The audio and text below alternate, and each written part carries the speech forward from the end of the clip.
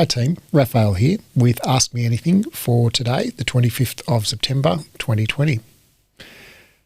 Samantha says, "Hi Raph, I love your Ask Me Anything series. Thank you. I learn so much each week, from things I've been wanting to know to things I needed to know but didn't realise yet. I'm glad you're enjoying it, Sam. This might be controversial, so I understand if you can't cover it. I was going to do the Breathe Clinical Pilates Diploma a couple of years ago, but had to move to New Zealand for work. When I moved back to Australia this year, I saw that the clinical diploma isn't currently offered and that Breathe wasn't a member of the PAA anymore. That's the Pilates Alliance of Australasia, nor one of their recommended training providers. What does this mean with regards to the Breathe training and outcomes? Does Breathe, not being a PAA recommended course provider, limit employment opportunities and access to insurance if I do my training with Breathe? Will the clinical diploma return? No worries if it's not appropriate to cover in AMA. I was just wondering when it comes to choosing a training provider and course. Kind regards, Sam." Hey Sam, happy to talk through that with you or for you. So there are two separate issues there. The first one is the clinical diploma and the second one is our affiliation with the PAA.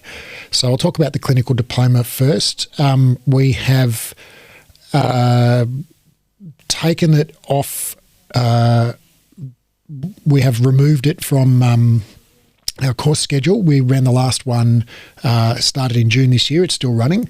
And I've engaged in some very intensive conversations with a large number of students over the last month or two and about what people are looking for in a diploma, and we're redesigning it and are going to bring it back ASAP. I can't give you an exact date, but my guesstimate would be January next year we'll run the next one. And I will run make a separate video at some stage in the near future on the specifics of what that course is going to look like. So yeah, the diploma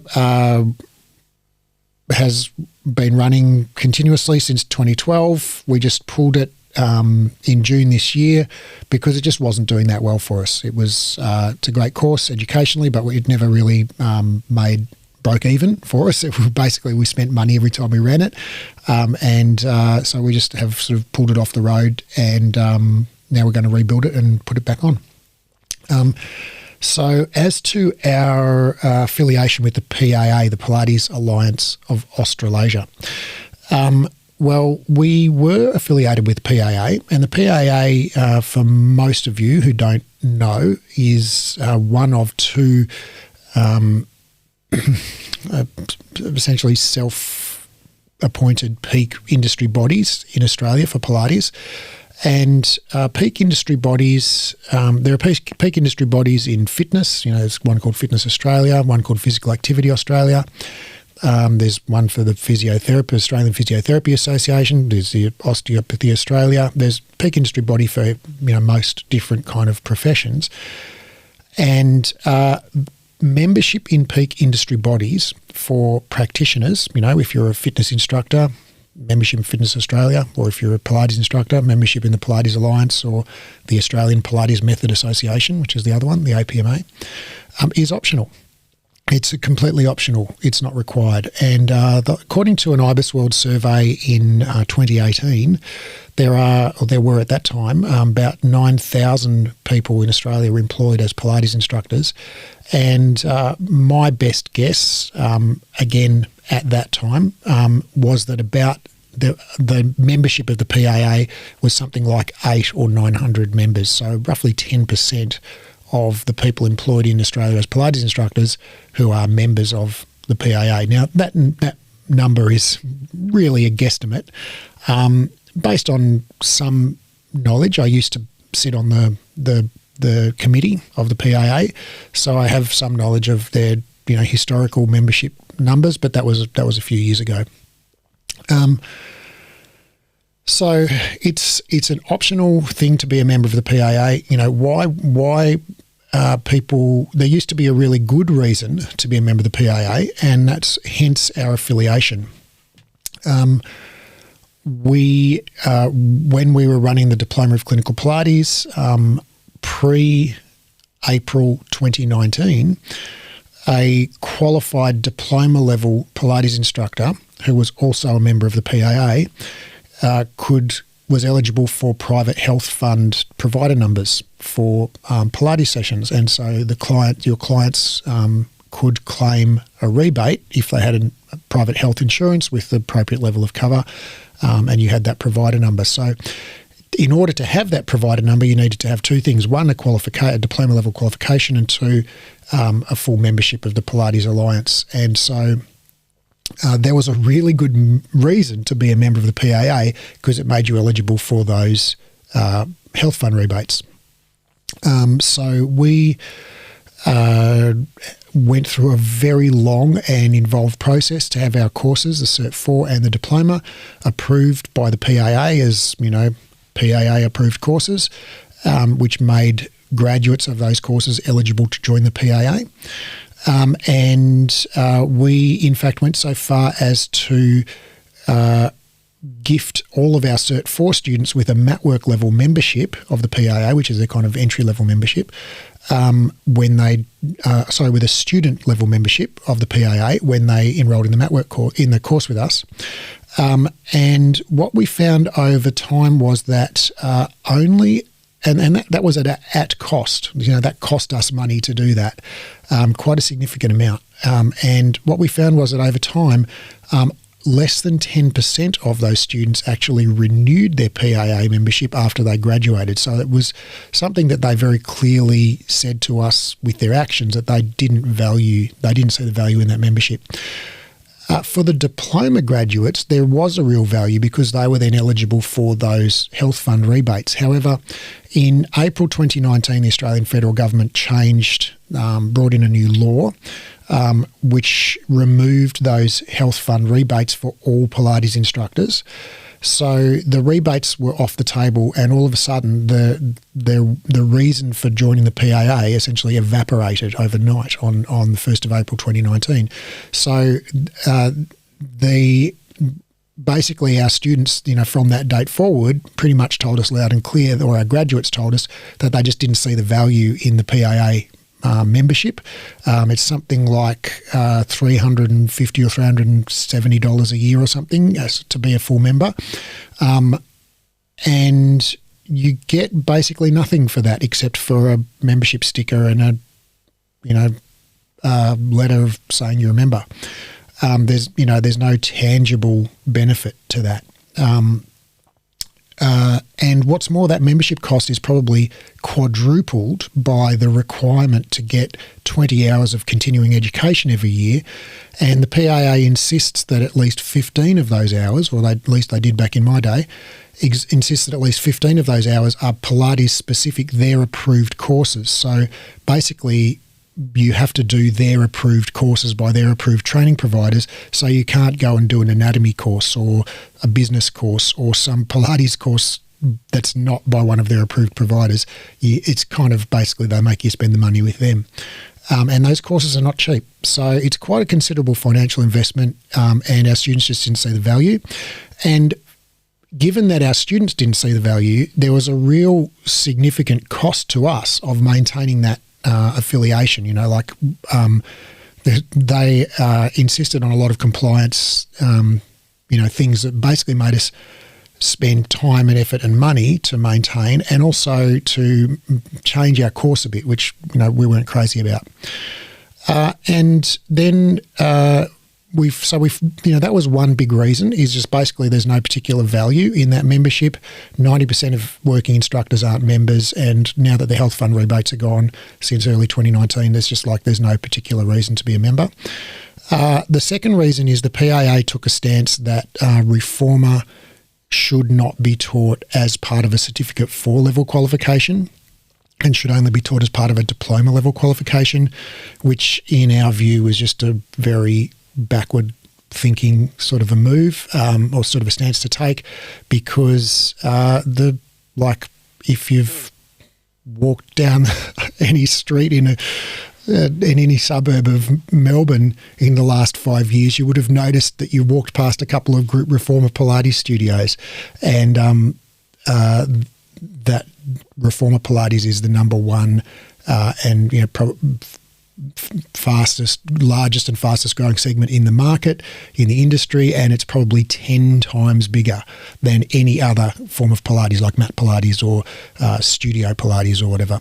And so to restrict that and make it a more elite qualification that was only available in the diploma level course, which is like a much longer, more expensive, more involved course. And you have to teach all the studio equipment, the Cadillac chair and barrels, which basically 90% of people will never use in their teaching career. Just seemed to us like a crazy stance to take.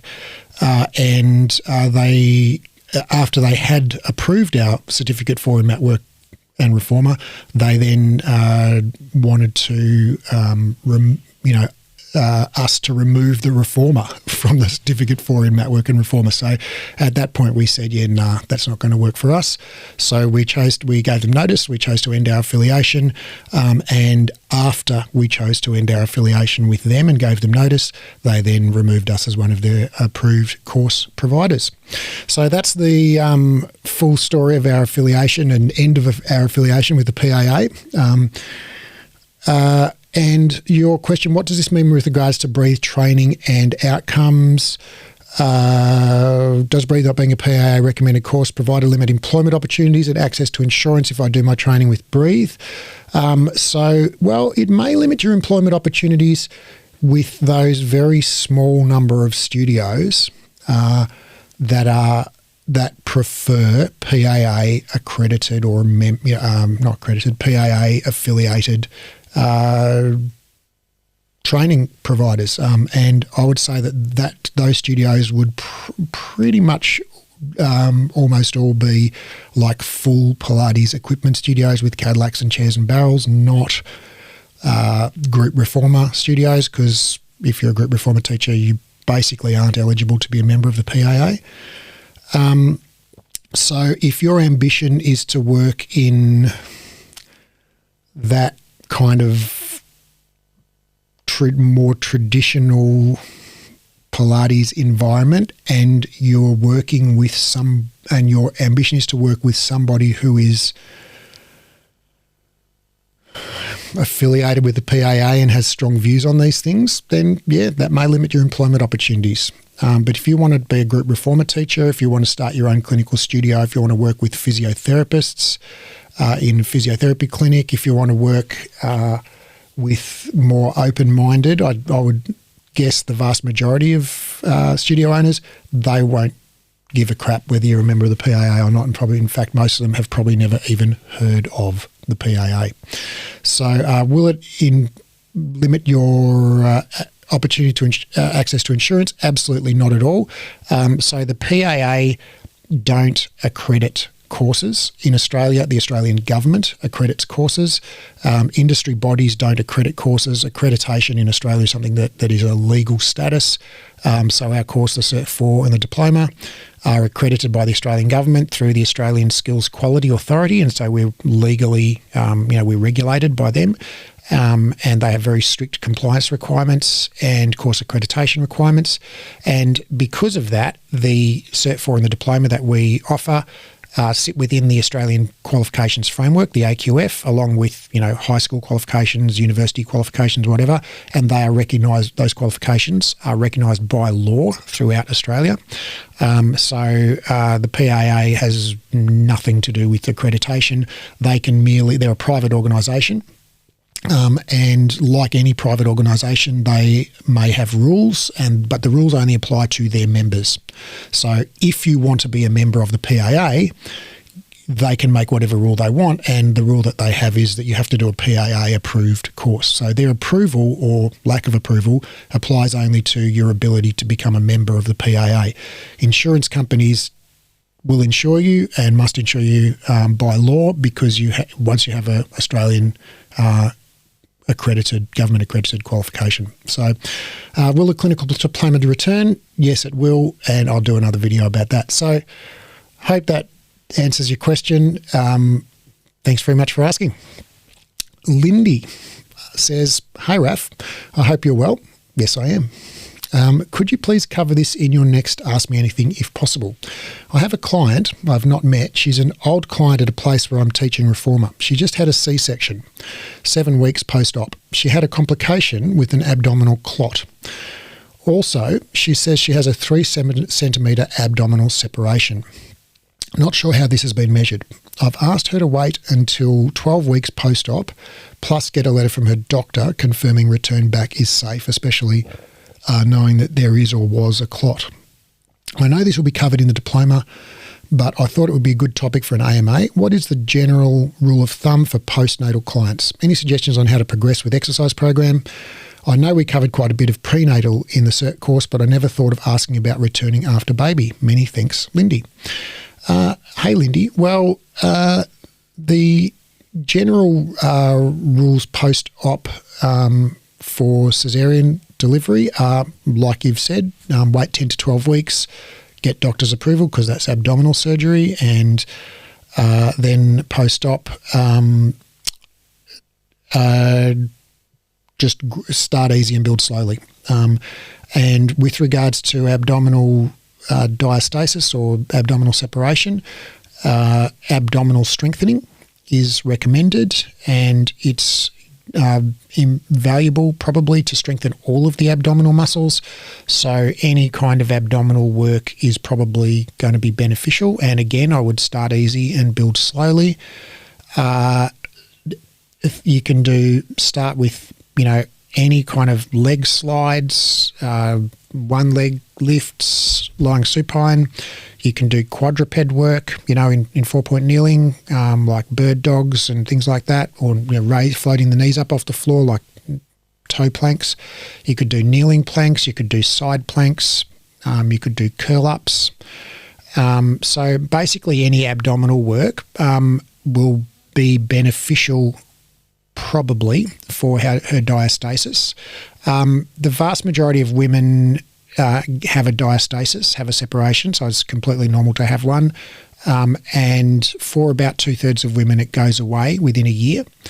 And that percentage increases somewhat. The percentage that goes away is higher for women who do abdominal strengthening. So it's a good time to do it. It seems there's a suggestion in literature that there's kind of a window of opportunity within the first year postpartum for the diastasis to kind of regress, to join together again. And that abdominal strengthening during that time is probably of more benefit than abdominal strengthening done later.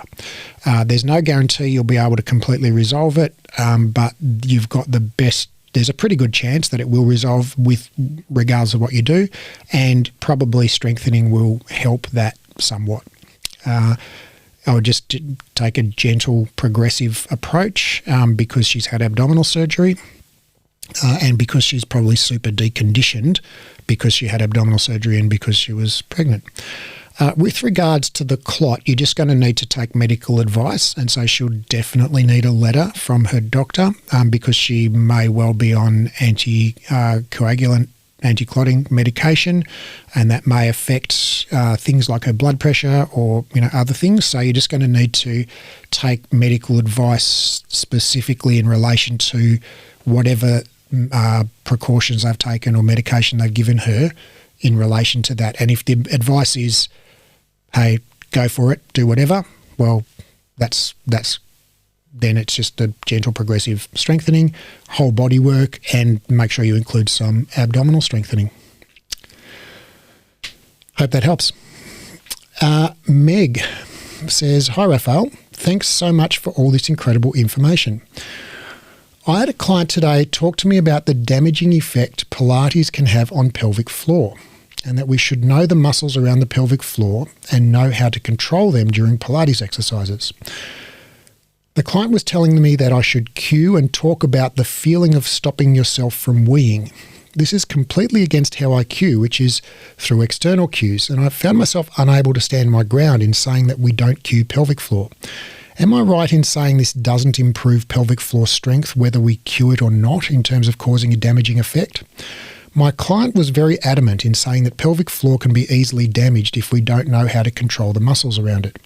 I want to be confident in my answer here, as this won't be the first time I'm approached about this. Looking forward to your response. Well, here's my response. Your client has been sadly misinformed, and I'm sorry that she has, because I imagine that the person who misinformed her was well-meaning, but they've put the fear of God into her, and that's not a good thing when it comes to your pelvic floor. Pelvic floor is a strong and robust part of your body, and she got part of it right though. The feeling of stopping yourself weeing, that is a pelvic floor contraction. And that is one of the key functions of the pelvic floor. So if you are not incontinent, if you don't wee yourself, your pelvic floor is working. Because if your pelvic floor is not working, you become incontinent. So millions of women around the world exercise every day, doing Pilates and running and yoga and CrossFit and cycling and weightlifting and swimming and all kinds of things, and don't wee themselves. So it is not the case that exercise causes people to damage their pelvic floor as a general rule. Now, of course, there are extremes on any spectrum. And there are some very high-level athletes who have problems with incontinence when they, squat or skip or whatever. But that's an edge case. For the absolute vast majority of women, postnatal or not,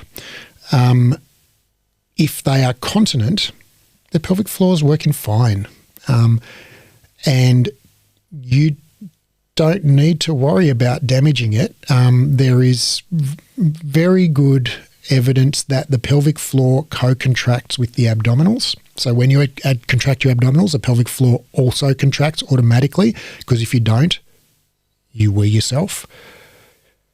And so anything that strengthens the abdominals will strengthen the pelvic floor. And anything that strengthens the abdominals more will strengthen the pelvic floor more. So basically anything you're doing to strengthen the torso is going to strengthen the pelvic floor. Now, should you cue pelvic floor? Well, I've got a couple of studies I'd like to share with you on that. Now, this first one is from 2018. It's a systematic review on physiotherapy methods to facilitate pelvic floor muscle contraction. And so they looked at various different ways to help women to contract their pelvic floor effectively. And I won't bore you with all of the details, but what they found was this highlighted bit. In clinical practice, the ability to correctly contract the PFM or pelvic floor muscle is essential to training. This skill is at least as important as muscle strength. And so they're talking here about women who are incontinent and have pelvic floor issues, not average women. Only women who are able to perform correct contractions are eligible to perform pelvic floor muscle training. So that's pelvic floor muscle strengthening. And remember, again, these are women who are seeing women's health physios. So these are people who have problems. Clinically, a correct pelvic floor muscle contraction is felt during vaginal palpation exam as a tightening, lifting, and squeezing action under the examining finger. So what this study found is that in order to tell whether your client is doing a correct pelvic floor contraction, you need to put on the latex glove and stick your finger inside the woman's vagina to palpate the pelvic floor muscles. Otherwise, you can't know if they're contracting them correctly. Now, that's not something you can do as a Pilates instructor. So just because you're cueing it doesn't mean they're doing it. And that is why if a woman or man has a problem with incontinence, urinary incontinence, they should see a pelvic floor physio, and that person will do a gloves-on exam to check whether they're contracting the pelvic floor correctly or not, and then we'll give them a individualised prescription of pelvic floor muscle contractions, because what turns out to be the case is some people who are incontinent it's because their pelvic floor is weak, or it's because their pelvic floor is not contracting when it should. Whereas other people, an equal number of people who are also incontinent, it's because their pelvic floor is over contracting, or is contracting when it shouldn't. So if you take a bunch of people who are incontinent and tell them all, squeeze your pelvic floor, well, you're going to make some of them better and you're going to make some of them worse. And you don't know which ones are which until you put on the glove and stick your finger in the woman's vagina and palpate the pelvic floor muscles. Now, that is not a job for a Pilates instructor. It's a job for a women's health specialist physio, pelvic floor physio. So if women have problems with incontinence, they should go see a women's specialist physio. And that person will check their pelvic floor and give them the right cues for that specific woman to help her do a correct pelvic floor contraction, and then we'll do a customized program of pelvic floor muscle strengthening with the woman.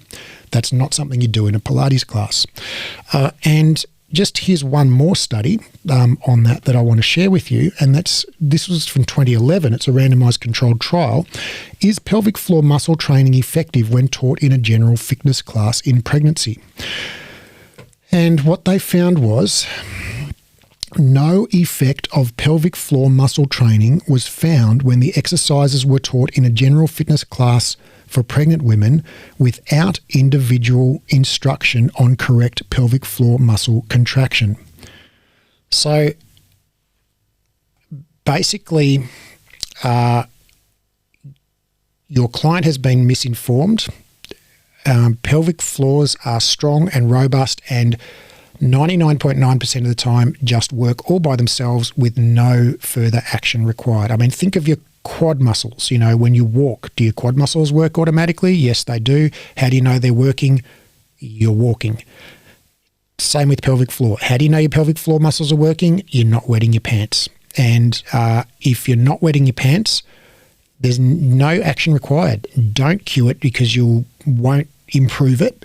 And if you are wetting your pants, action is required, but that action should not take place in a group Pilates class. It should take place one-on-one with a specialist women's health physio, and they can really help. So go see one. But otherwise, just do any old abdominal strengthening exercise. In other words, just general exercise and Pilates, and that will improve pelvic floor strength. Hope that helps. And I'll link to these studies in the description of this video. Well, that's all we have for this week. I hope you found this helpful, and I look forward to receiving your questions. You can email me your questions, whether you're a Breathe Education student or graduate or not. If you're a graduate of some other style of Pilates or not even a Pilates instructor, I'd love to hear from you. So hope you have a great week. Hope you're well. Hope your family's well. See you soon.